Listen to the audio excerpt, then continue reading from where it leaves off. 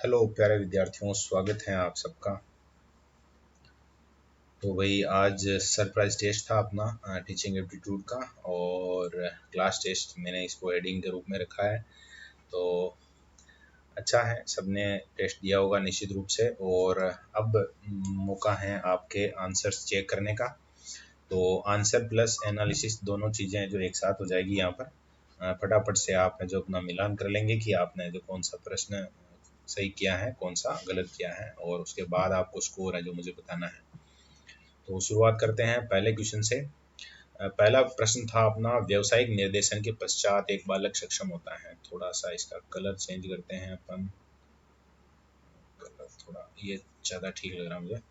व्यवसायिक निर्देशन के पश्चात एक बालक सक्षम होता है, यानी आपने एक बालक को व्यवसायिक निर्देशन प्रदान किया है, तो इसके बाद बालक है वो सक्षम हो जाएगा। मतलब उसमें क्या एबिलिटी और आएगी। तो यहाँ अपन देखें, जैसे व्यवसाय प्राप्त करने में, व्यवसाय का चयन करने में, स्वतंत्र निर्णय लेने और व्यवसाय विश्लेषण में, तो सबसे जो बढ़िया लग रहा है इस समय हमें, सबसे जो अवेलेबल बेस्ट है वो ढूंढना है। तो यहाँ पर जो ऑप्शन आप बी नंबर पे पढ़ रहे हैं, व्यवसाय का चयन करने में, क्योंकि बालक को आपने व्यवसायिक निर्देशन दिया है, यानी आपने ये बताया है कि कौन सा व्यवसाय सही रहेगा आपका, कौन सा गलत रहेगा, या कौन सा जो आपके लिए सबसे ज़्यादा सूटेबल है। तो वो फिर बी वाला ऑप्शन उसके लिए ज़्यादा सही हो जाएगा व्यवसाय का चयन करने में। ऐसे ही आगे दूसरे नंबर के क्वेश्चन की बात करते हैं। यहाँ पर हमसे पूछा गया है कि बच्चों को चिढ़ाना या उनका मजाक नहीं उड़ाना चाहिए, तो इसका क्या कारण होगा। तो बच्चों को चिढ़ाना या मजाक नहीं उड़ाना चाहिए, तो आप जैसे आप एक शिक्षक हैं तो आप कभी बच्चों को चिढ़ाएंगे नहीं और मजाक नहीं उड़ाएंगे। उचित नहीं होता, आज्ञा पालन हेतु प्रेरित नहीं करता, अनुकूल नहीं, और कुछ नहीं कह सकते। तो यहाँ पर जब बी वाले ऑप्शन को आप देखेंगे तो यहाँ लिखा है कि आज्ञा पालन हेतु प्रेरित नहीं करता। इसका मतलब यह है कि आप अगर बच्चों को चिढ़ाते हैं तो बच्चों के मन में आपके प्रति दुर्भाव आ जाएगा, और कभी आप उनको कोई काम बताएंगे तो वो काम वो नहीं करेंगे। यानी बी ऑप्शन आपका इसमें सही हो जाएगा। थोड़ा सा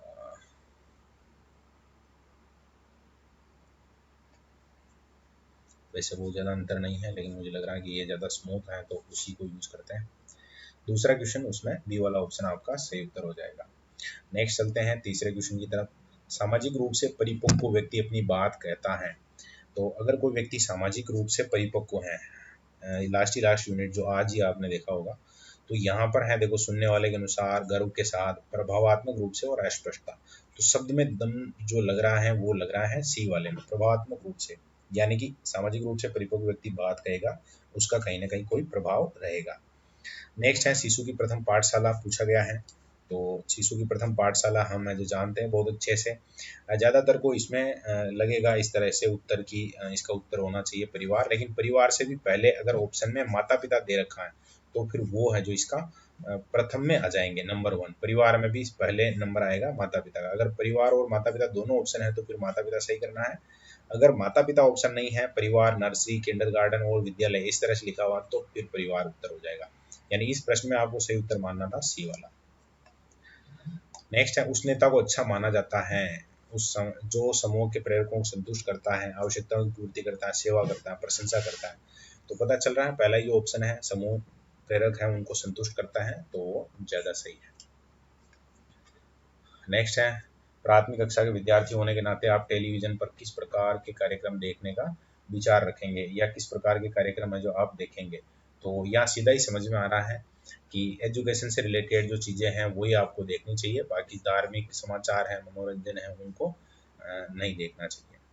गणित किस प्रकार का विषय है, उसकी कहानी भी जुड़ी हुई है। तो गणित है, हम जानते हैं, तर्क पर आधारित विषय है, तो पहला ही ऑप्शन यहाँ पर सही हो जाएगा। कठिन भी कहते हैं, बहुत सारे विद्यार्थियों के लिए कठिन हो सकता है, कुछ जिनको बहुत इंटरेस्ट रहता है तो हम कह सकते हैं कि वो जो इसको मान सकते हैं कि ये सरल है, और कुछ विद्यार्थियों को लग सकता है कि ये तर्क पर आधारित होने के बजाय गणना संबंधी है। और मुझे लग रहा है कि मैंने ऑप्शन नहीं देखा था, गणना संबंधी ज़्यादा सही है। गणित है तो गणित का काम ही गणना संबंधी है, तो आपको इसमें जो सही उत्तर मानना है वो मानना है, डी को मानना है। नेक्स्ट है, अध्यापन और सीखने की प्रक्रिया में वाद विवाद कब उपयोगी होगा। तो वाद विवाद में, चलो अब मैं जो थोड़ा सा ऑप्शन देखूंगा पूरे, तो ज़्यादा सही रहेगा अपने लिए। प्रत्येक उसमें भाग लें, उत्तेजना उत्पन्न न हो, उद्दीपन हो, और विचारों के समूह से निर्णय पर पहुंचे। बिल्कुल, वाद विवाद है वो चाहता है कि आप जो अंतिम रूप से किसी निर्णय तक पहुंच पाओ। कक्षा के अध्यापन और अधिगम प्रक्रिया पर किसका प्रभाव पड़ता है? तो विद्यार्थियों की पूर्व ज्ञान अनुभव का हो सकता है, बिल्कुल। दूसरा है अध्यापकों के पढ़ाने की विधियों का, निश्चित रूप से। अध्यापकों के व्यवहार का और साथियों के सहयोग का। तो ज़्यादा यहाँ जो सबसे मुझे लग रहा है कि देखो विधि नाम आया है, तो बिल्कुल हमें बी वाला ऑप्शन इसमें सही करना पड़ेगा, बी ही इसमें सही होगा। नेक्स्ट, समाचार पत्रों में आप किस प्रकार की सामग्री पढ़ना पसंद करते हैं? तो समाचार पत्रों में देखो, आप हैं एक शिक्षक, एज ए टीचर आपको ये आंसर देना है। तो मनोरंजन हो गया, राजनीति हो गया, विज्ञापन हो गया, नई खोज और नई पद्धतियां, बिल्कुल। तो आपको यहाँ पर डी सही करना होगा, आपको हमेशा आदर्शवादी आंसर है जो देना पड़ेगा। यदि विद्यार्थी अनुशासनहीन हो जाए तो अध्यापक अध्यापिका को करना चाहिए, क्या करेंगे भाई? तो उपेक्षा, गलत बात है, ऐसे नहीं करना। सजा भी सीधे सीधे नहीं दे सकते, कारण पता लगाएंगे आप। तो यानी कि इसमें जो सही उत्तर हो जाएगा आपका सी वाला, क्योंकि जब आपको कारण पता चलेगा तो कारण पता करके और आप हैं जो सॉल्यूशन निकाल सकते हैं फिर उसका। यदि आपकी कक्षा में एक बच्चा ध्यान नहीं दे रहा है तो आप क्या करेंगे? तो ध्यान नहीं दे रहा है तो आपको दंड तो नहीं देना है, उसका ध्यान आकर्षित करने के लिए प्रश्न पूछें। सबसे बढ़िया जो तरीका होता है वो यही है। आपको लगता है कि कोई ध्यान नहीं दे रहा था, आप प्रश्न पूछिए, ऑटोमेटिक वो आज ध्यान देने लग जाएगा।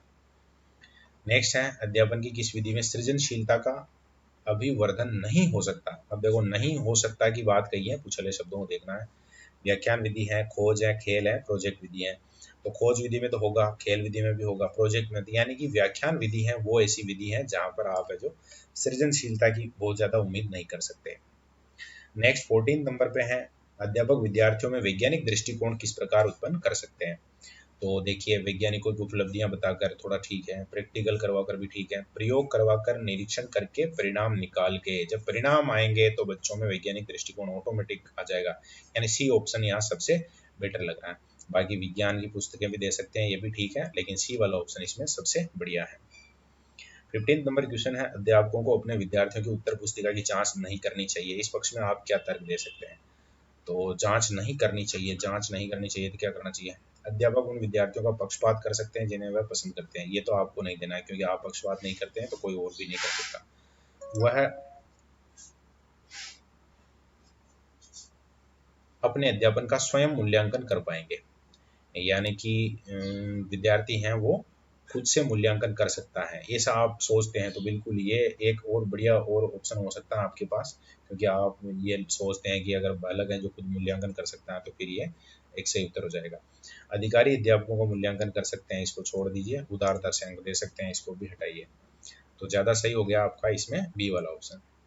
वर्तमान परीक्षा प्रणाली में क्या जांच की जाती है? तो विषय वस्तु के ज्ञान की, कौशल की, मनोवृत्तियों की, व्यक्तियों की। तो ज़्यादातर इसमें जो आजकल जो चेक होता है वो है विषय वस्तु का ज्ञान। आप जानते हैं अच्छे से, क्योंकि एग्जाम वगैरह होते हैं अपने, तो वहाँ विषय वस्तु आपको याद है या नहीं है, यही प्रश्न पूछा जाता है।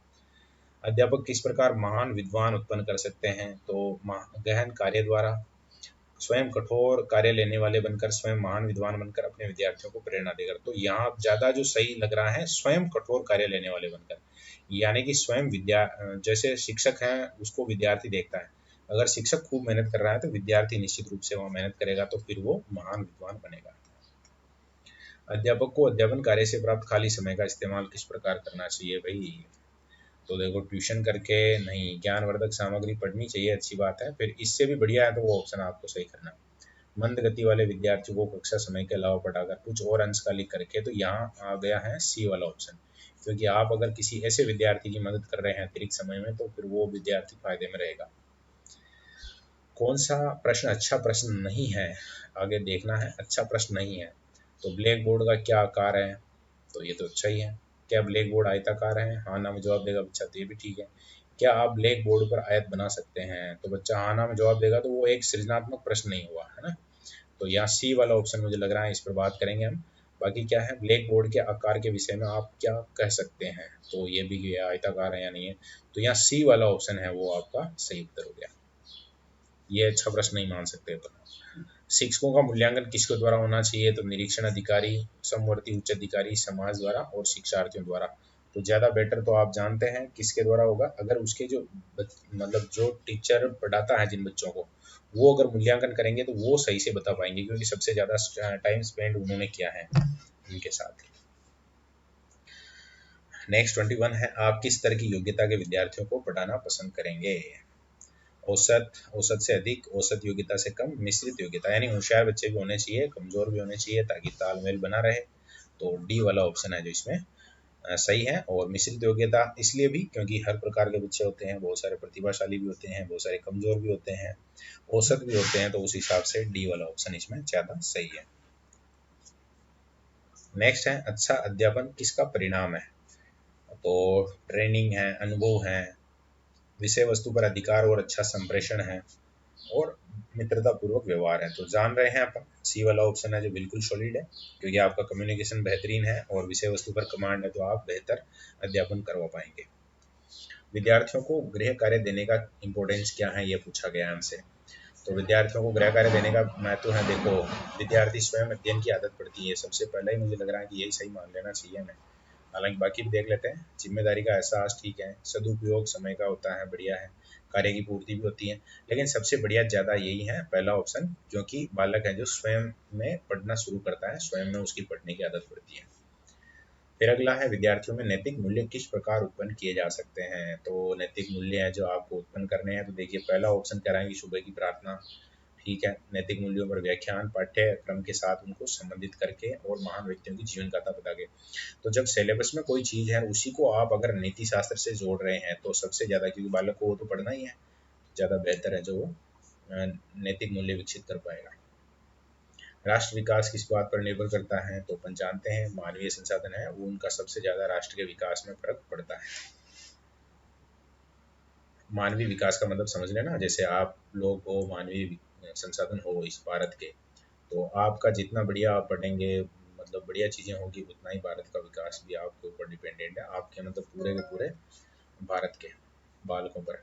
यदि आपका परीक्षा परिणाम अच्छा नहीं है तो आप क्या करेंगे? दोषी नहीं बताना है भाई, स्वयं को दोषी भी नहीं समझना है, परवाह भी करनी है। तो क्या है, कारण जानने का प्रयास करेंगे। बहुत सी बार ऐसे हो जाता है कि कोई तकनीकी समस्या है, तो आपको कारण का पता लगाना चाहिए। डी वाला ऑप्शन इसमें आपको सही करना है। अच्छे पाठ्यक्रम में क्या गुण होने चाहिए? तो अच्छा पाठ्यक्रम है वो, देखिए अच्छे पाठ्यक्रम में देखो बाल केंद्रित है, अध्यापक केंद्रित, समाज केंद्रित, राष्ट्र, ज़्यादातर बढ़िया है वो, पहला ऑप्शन ही ज़्यादा लग रहा है कि बाल केंद्रित होगा तो बेटर रहेगा। विद्यार्थियों को किस प्रकार का गृह कार्य देना चाहिए? तो औसत योग्यता के स्तर, उनकी योग्यता, होशियार, कमजोर। तो सबसे जो बढ़िया ऑप्शन लग रहा है वो पहला ही ऑप्शन लग रहा है, औसत योग्यता वाला। भाषा किसका माध्यम है? तो हम जानते हैं, देखो विचारों के स्तर का हो गया, विचारों के स्तर का, स्तर तो थोड़ा गलत शब्द है, सहज अभिव्यक्ति, बिल्कुल आप किसी भी प्रकार का कोई विचार है उसको अभिव्यक्त करेंगे सहज भाव में, तो वो किसके माध्यम से? भाषा के माध्यम से। अच्छे पारस्परिक संबंध भी हो सकता है, सामाजिक आदान प्रदान भी है, लेकिन सबसे बेटर जो है वो आ जाएगा बी वाला ऑप्शन। कौन सी सबसे प्रभावशाली शिक्षा सहायक सामग्री है? तो जब हम देखते हैं, देखो कार्यशील मॉडल है, चार्ट है, प्रोजेक्टेड है, सीधा अनुभव है, उसकी भी बात करते हैं, तो ये समझ में आ रहा है, जैसे मॉडल समझ रहे हैं आप, चार्ट भी समझ रहे हैं, सीधा एक्सपीरियंस यानी खुद बालक है जो वो उस चीज़ से अनुभव करता है। और सहायक सामग्री के रूप में यहाँ लिखा हुआ है प्रोजेक्टेड। प्रोजेक्टेड का मतलब आपने कोई एक प्रोजेक्ट बालक को करने के लिए दिया है, बालक ने जो वो प्रोजेक्ट कंप्लीट किया है, तो सबसे ज़्यादा इन्वॉल्वमेंट जो चीज़ लेकर आती है वो है प्रोजेक्ट वर्क। इस कारण से यहाँ पर सी ऑप्शन आपको सही मानना पड़ेगा। अगला है अच्छे अध्यापक के लिए क्या आवश्यक है? तो जो अध्यापक हैं अच्छे हैं तो भाई क्या आवश्यक है उनके लिए? तो देखिए पहला है साथियों में लोकप्रिय, बहुत सारे होते हैं, अच्छे अन्वेषक हैं, शिक्षण के प्रति प्रतिबद्ध। देखिए प्रतिबद्ध अगर कोई शिक्षक है तो वो आपका फायदा कर जाएगा हमेशा, इस कारण से ज़्यादा जो सही है वो सी वाला ऑप्शन है। प्राय ऐसे देखने में आता है कि कुछ छात्र कक्षा के बहुमत द्वारा पसंद नहीं किए जाते हैं, कारण क्या होगा? क्योंकि मंदबुद्धि विद्यार्थी होते हैं, उनको ज़्यादातर वो क्योंकि समय खाते हैं कक्षा का, इस कारण कोई पसंद नहीं करता, तो मंदबुद्धि के शिकार यहाँ सही हो जाएगा, यानी ए वाला ऑप्शन सही करना था आपको। फिर 33वां है सामाजिक परिपक्व नेता की एक अनिवार्य योग्यता होती है। सामाजिक परिपक्वता यानी कि ये जो अलग से एक शब्द हो गया, कुल मिलाकर ये शब्द अलग से हो गया। नेता की एक अनिवार्य योग्यता होनी चाहिए सामाजिक परिपक्वता, तो इससे तो भाई पूर्ण सहमत रहना है, क्योंकि सामाजिक रूप से परिपक्व होता है कोई व्यक्ति तो वो आराम से आप पूरी बात कर सकता है, बढ़िया काम कर सकता है। शिक्षक के द्वारा छात्रों में मूल्य की स्थापना संभव है, क्यों? क्योंकि प्रेरित करने की शक्ति होती है, सबसे जो मेन बात है वो तो यही है, शिक्षक का जो सबसे पावरफुल हथियार है वो यही है। बाकी आदर्श भूमिका है, भयभीत तो गलत है, इशारों पर नचाना भी गलत है, तो पहला ही ऑप्शन यहाँ सही है, क्योंकि वो है जो मोटिवेट कर सकते हैं बच्चों को। आपके विद्यालय में किस वर्ग विशेष के बालक पढ़ते हैं जो कि पिछड़े हुए हैं, उनके उत्थान के लिए आप क्या करेंगे? तो जो बालक हैं, देखिए, विशिष्ट दृष्टिकोण, दया का रूप, ठीक है, आर्थिक सहायता, ठीक है, बालकों की सहायता करेंगे ताकि वे सरकारी प्रावधानों में दी जाने वाली स्कॉलरशिप वगैरह प्राप्त कर सके। तो सबसे बेटर जो ऑप्शन लग रहा है वो है जो सी है। नेक्स्ट है, एक बालक की शैक्षिक उपलब्धि लगातार कम होती जा रही है। चलो स्टाम्प लगा देते हैं।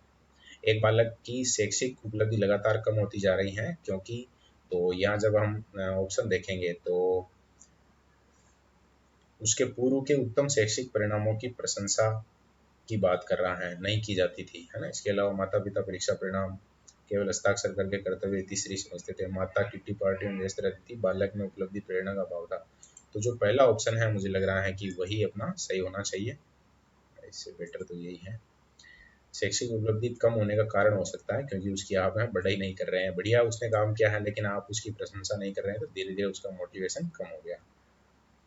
माता पिता की अपेक्षा का बालक के मन पर गहरा आघात लगता है, क्यों? क्योंकि बालक है जो क्या करते हैं आपसे, यानी माता पिता से अपेक्षा रखते हैं, है ना, स्नेह की। विद्यार्थियों में सामूहिक शिक्षण की व्यवस्था की जाती है। कभी कभी ऐसे होता है ना कि 2-3 क्लासें हैं जो आप एक साथ बिठा देते हैं, स्कूलों में बिठाते हैं, आपको भी कभी बिठाया होगा ऐसे। तो उसका कारण होता है शिक्षक हैं वो कहीं अन्यत्र व्यस्त होते हैं। तो ए ऑप्शन इसमें सही हो जाएगा।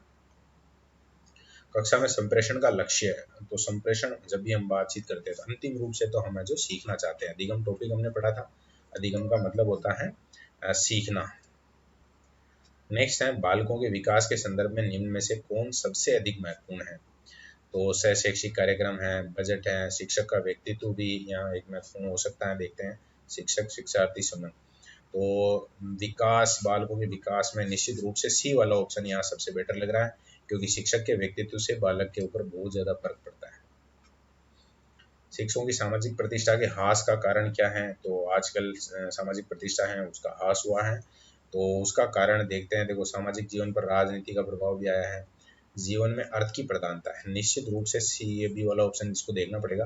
व्यवसायिक निष्ठा में न्यूनता है, ये तो हट जाएगा। शिक्षक संगठनों की भागीदारी ज़्यादा सही है, जो वो कौन सा ऑप्शन है, बी वाला ऑप्शन है, क्योंकि यहाँ पर हमसे कहा जा रहा है कि आप जो एक तरीके से क्या हो गया, कोई बालक है वो निश्चित रूप से इस बात को समझ पाएगा कि अर्थ की प्रधानता अगर है तो फिर निश्चित रूप से वहाँ शिक्षकों की सामाजिक प्रतिष्ठा का ह्रास हो जाएगा। क्योंकि जो गार्जियन अभिभावक बच्चों को पढ़ने भेजते हैं तो वो कहीं ना कहीं पैसे का हिसाब किताब उनके दिमाग में भी रहता है, और जो मतलब टीचर पढ़ाते हैं तो कहीं ना कहीं उनमें भी कहीं ना कहीं छोटी मोटी कहानी पैसे की आ जाती है, तो फिर वो ज़्यादा एफर्ट नहीं कर पाते। अवकाश के समय का सबसे बढ़िया क्या काम करेंगे आप? तो शोध पत्रिकाएं, एजुकेशन की पत्रिकाएं, धार्मिक, तो आप टीचर हैं तो आपको पढ़नी होगी, बी वाला ऑप्शन आपको सही मानना पड़ेगा, शैक्षिक पत्रिकाएं। नेक्स्ट है, बढ़िया प्रश्न। देखो, अपनी बहन के विवाह हेतु समान आमदनी वाले 4 लड़कों में से किसका आप चयन करना चाहेंगे? तो भाई आप हैं जो प्राइमरी स्कूल के टीचर बनना चाह रहे हैं, तो आपको निश्चित रूप से यहाँ पर सही करना पड़ेगा बी वाला ऑप्शन, प्राथमिक स्कूल में शिक्षक। धर्मनिरपेक्ष की अवधारणा का शिक्षण करते समय निम्न में से किसे वरीयता देंगे? समन्वय, व्यवहार, धर्मांतर से मुक्ति, सभी धर्मों के प्रति सम्मानपूर्ण दृष्टिकोण। तो ज़्यादा बेटर लग रहा है लास्ट वाला ऑप्शन, तो वही अपन है जो सही कर देंगे। नेक्स्ट बात करते हैं, राष्ट्रीय शिक्षा नीति में किस क्षेत्र पर अधिक बल दिया गया? तो देखो, निर्देशन है, अनुसंधान है, ज़्यादा जो बेरोजगारी की समस्या है, तो फिर सी वाला ऑप्शन सही हो जाएगा क्योंकि व्यवसायीकरण है वो ज़्यादा प्रभावशाली रहेगा यहाँ पर। आप किस कारण शिक्षक प्रशिक्षण में सहभागिता चाहेंगे?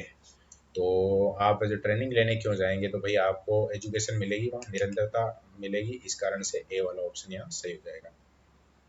अगला है, शिक्षण व्यवसाय की सबसे प्रमुख बात यह है कि शिक्षण व्यवसाय की सबसे बढ़िया बात क्या है? तो आप जैसे टीचिंग लाइन में आ रहे हैं तो देखो, यहाँ वेतन तो हटा दो, इसको वेतन की कोई कहानी नहीं है, मेहनत करके दूसरा धंधा हटाओ, बच्चों के साथ संबंध आनंद और सुख में वृद्धि करता है, यही कहानी है सी वाली। क्योंकि आप ऐसे विद्यार्थियों का मतलब सहयोग करते हैं, निश्चित रूप से वो उनकी सफलता आपको आनंद प्रदान करेगी, आपके सुख में वृद्धि करेगी। तो सी वाला ऑप्शन यहाँ ज़्यादा सही है। एक शिक्षक की प्राथमिक व्यावसायिक जवाबदारी है बालकों का सर्वांगीण विकास। देखो, सर्वांगीण शब्द जब भी आता है तो वहाँ, और वो भी खास तौर से बालकों का, तो फिर वो शिक्षक के लिए फर्स्ट प्रायोरिटी में आ जाएगा, यानी पहला ऑप्शन ही इसमें सही है।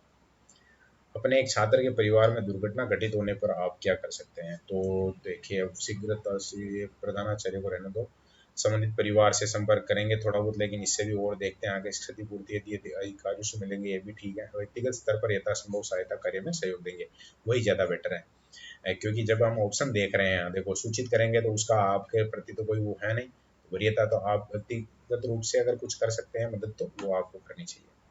और आज का इसमें जो लास्ट क्वेश्चन है, शिक्षा का वास्तविक अर्थ क्या है? तो देखिए, पहला है ज्ञान में वृद्धि, निश्चित रूप से है, लेकिन और देख सकते हैं बालक को नैतिक आचरण सिखाना, तो ये भी कहीं ना कहीं ठीक ही है। बालक का सर्वांगीण विकास करना, इसको मान सकते हैं अपन कि बालक का सर्वांगीण विकास है, वो कहीं ना कहीं ज़्यादा सूटेबल लग रहा है, तो सी ऑप्शन अपन सही मान लेंगे इसमें। और ज़्यादा सही हो गया सी, तो ठीक है।